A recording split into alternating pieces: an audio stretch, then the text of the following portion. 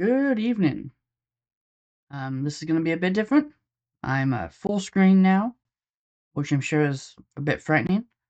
I'm wearing a hoodie that, because I've been rolling around with cats and dogs for all weekend, definitely needs to be in the wash. But I'm wearing it because this is why, because of what's on here. And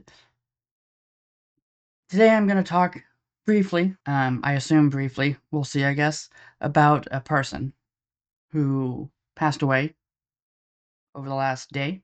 He's an artist. He was a lot of things. Husband. I knew him as an artist. That's my connection to him. He's someone that I have tangentially known for a very long time, but over like a couple years, 2 years, maybe 3 years, I got to work with him creatively. He lent his artwork to some of my projects. So, briefly, um, I had an anthology project that I did. It was called Built from Human Parts. I wear this hoodie almost all the time when I'm recording, but I'm usually in a little tiny box, so you might not see it. Uh, this is what came out of that project. I had wanted to do 4 books and then kind of reevaluate. I was only financially able to do 2. The first one was 2018, the second one was 2021, and I have an incredible wealth of talent in these books. I put it all together, maybe. Whether I did that well or not, up for debate. Where I land on that personally, changes whenever I think about it. But a lot of really great people were very generous in lending me their talents. I paid them, but that doesn't, you know, not enough, and that doesn't mean that they're obligated to give me the incredible talent, and work that they did. I'm very blessed. And on the second one, a guy named Keith Perkins lent me his artwork. And I'm going to find the images. I'm going to put his comic in here and a link down below. It's going to be a straight PDF. You'll click it. It's just going to be like, do you want to save it? Do you want to open it? Do whatever. Just read it. Appreciate his artwork. We got a cool little dead rat and a pentagram down there in the corner. He is quite quite a talented person. In the 2 books that I did, he just has the one story, but he illustrated another one for me that would have been in the 3rd book had I been able to follow through on that. And then he did some illustrations for prose stories. It was comics and prose, and the prose would have 2 or 3 or more illustrations in there, and he was lucky. I'm lucky enough to have had him do some illustrations for prose that never got widely seen either. In 2017, I bought this book by K. Patrick Glover with art by Keith Perkins, A Wicked Little Town. I'm going to put the Amazon link for this below as well. K. Patrick Glover is someone that I've worked with. He's in both these books. I've got another book that he did, like a little mini comic that he did. I've got a couple things from him. But this is my first introduction to Keith's artwork in a full form type of way. I've seen a lot of kind of isolated drawings and stuff that he had done, just by how we knew each other. There was basically a forum way back in the day, and I'm talking like early 2000s.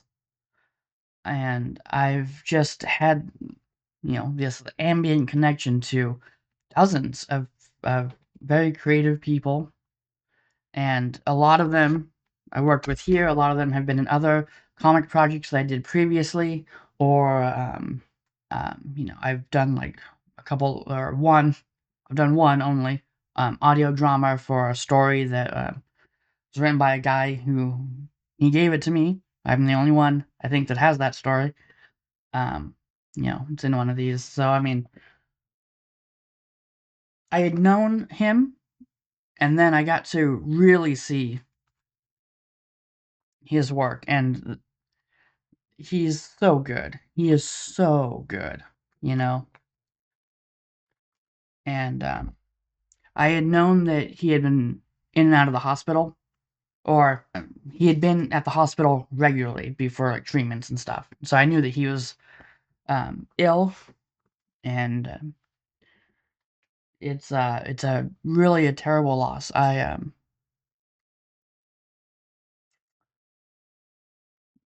Yeah, I'm genuinely heartbroken that I won't get to work with him again. When I was doing these books, it was the second time I had really collaborated with anyone. Um, it's like mostly true. I did 2013. I did a little comic of short stories where I wrote all of them. I drew two, I think, but there was like four or five that were drawn by other people. And he's not the first of those people to pass away. I think he's just the one that I have the most personal connection to. But when I was making these, it was a big challenge because I didn't know what I was doing. I had mostly done stuff with just myself or maybe one other person, you know? And this was me getting scripts, prose stories, and comic scripts from people giving me their artwork, and I'm matching them up with people, and I'm trying to like get some sort of vision of what's in here onto the page. And one of one the best thing to come out of this is that there were some people that gave me pushback for some of the decisions that I had made. And Keith Perkins was one person that gave me pushback. Not a lot, but his particular issue wasn't a big one, so it was proportional pushback. But I remember walking to work, or I think I was like in the break room, like waiting to clock in or something, and he had messaged me on Facebook, and I could see like the first sentence or something in like the notification. This was probably 2019, probably. And I took note of it and I said, okay, I'll check that out later. I gotta go. So I gotta clock in, whatever. I'm doing my stuff, and then on my lunch, I think I'm walking to go get food, and I remember I'm waiting there, and I go, okay, let me see what he said, and take care of that. And he had sent me a new message a little bit later, and the original message, I initially thought, oh, I want to go back and I want to reread that message, but then I was like, I don't know if I can really do that. So, um, in brief, like vague terms, he was illustrating, and he had basically had some questions about um, the layout of the page for one of the comics, and from the night before, and I gave him an answer on what I thought would be good. And that first one that he had messaged me, the first question he had mentioned me that I just briefly saw was something like, "Okay, I get what you're saying, but um, what if we did something like this?" And he gave me like a little like pencil sketch of a layout where the panels were kind of a little bit different.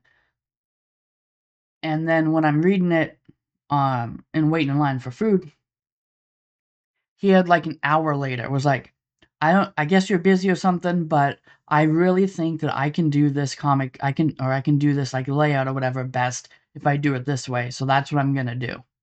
And I was like, you know what? That is anyone can anyone that I'm working with, if they give me like notes like that, I'm always like, if you think that's how you can do it best, boom. It's just like tell me, do it like that. You know, there might be some reservations, like if it's something that I've written personally and I've, got like a real big thing, but um, this he seemed like he knew what he was doing. He was confident in himself, and he felt like this is how I can get the best story out there, best work out there. And I was given way more pushback with someone else on that same project where I made a really bad editorial decision, and they were really not happy. But you know, and that was way more difficult situation for me. But I worked with, I mean, I don't know, 2 dozen people on these things, and there was not many people who gave me pushback at all, which is nice, I guess. But um, or I guess at the time I thought that was nice, but even short-term reflection, like when the second book was just done, and I was a little unsure if I could do the other ones that I had anticipated. I liked when I was given some pushback because it was always for good reasons on their part. And I think every time I was able to look at the situation and go, I trust them, or yeah, when you put it like that, I kind of made a bad call. That wasn't a good choice for me. And I really, really appreciate those moments. And he gave me one of those moments. And I was right to trust him. And this is a project that I had been thinking about over the last year. I'm still not in a financial position to, um, you know, pay people and get those stories and then put it together and then do all the marketing and stuff that is required of something like that.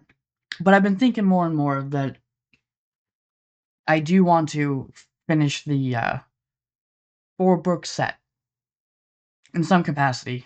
Maybe not 2 more paperbacks, maybe something different. I don't know. But I do have another story. Yeah, I've got some more work from Keith that I can do what I can to get out there that deserves to be out there because it's great work. And it I I wish I could get some more work from him, you know?